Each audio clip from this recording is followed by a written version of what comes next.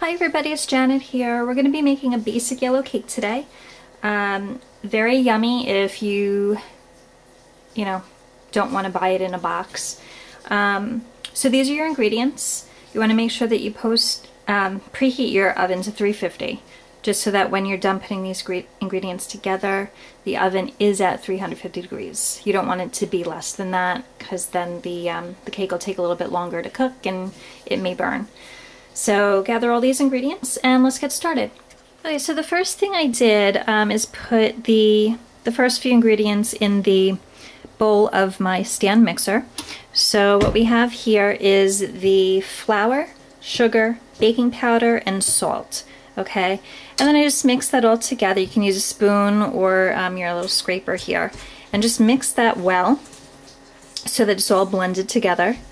Okay, and then let's get the other ingredients. All right, so you want to get a 2-cup measuring cup, and you want to pour the milk in it up to 1 1/4 cups. And I used whole milk, but you can use whatever milk you want. So the vegetable oil didn't have a measurement, so what you're going to do is pour the vegetable oil in here so that now this is up to the 1 1/3 cup line.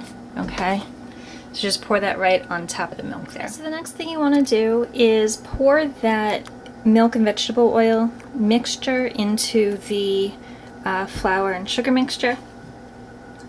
Put that softened stick of butter in.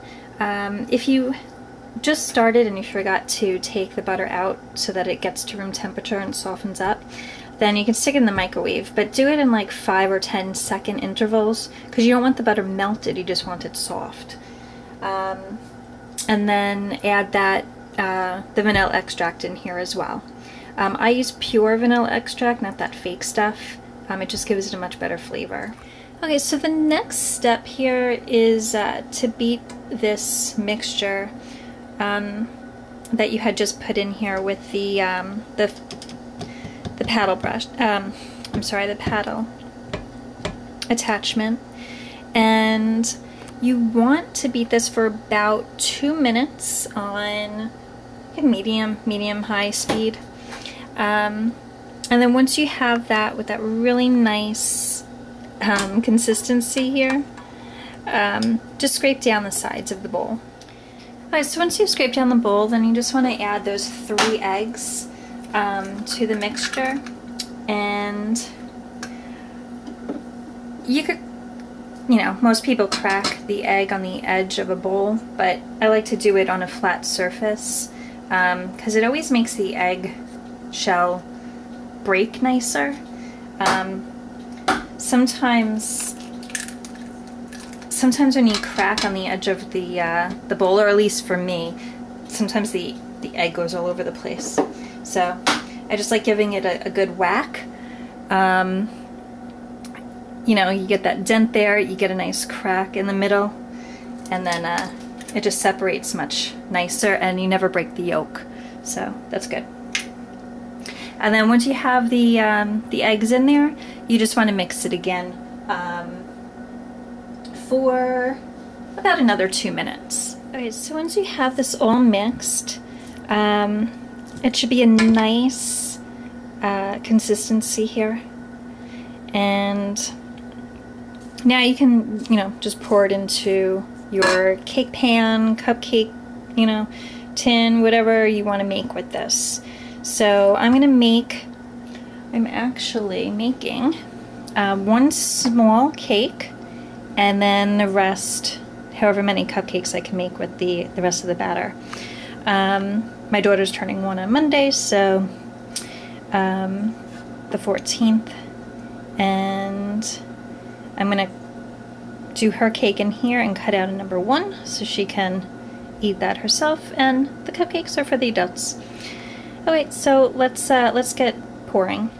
Okay, so that batter actually filled up the 1 small cake pan, which actually is a brownie pan, and 12 cupcakes.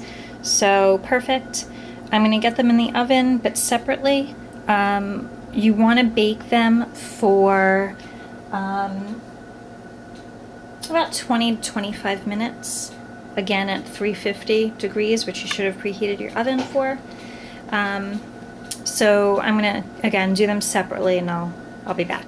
Okay, so 20 minutes passed, and I'm gonna take this out of the oven to see what we got here.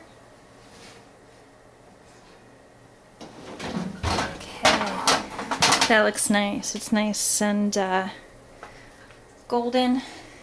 I'm just going to stick a knife in the center of it just to make sure it comes out clean, and it does.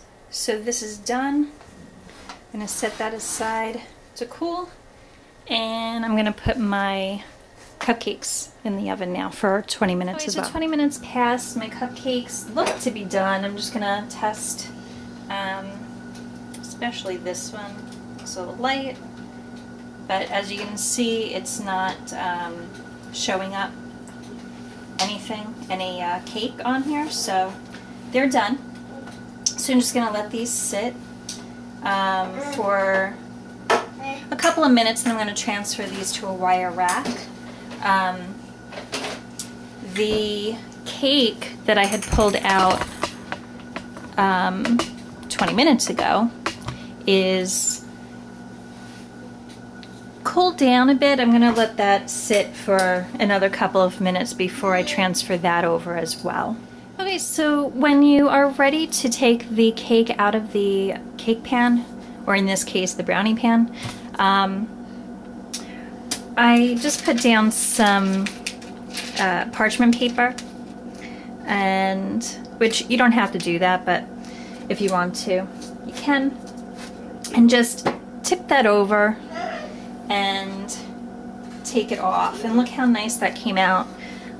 This is the side that we are going to frost, but since this is for my daughter's first birthday party, I'm actually going to cut out the cake into a number 1 shape, and then I'm going to frost it.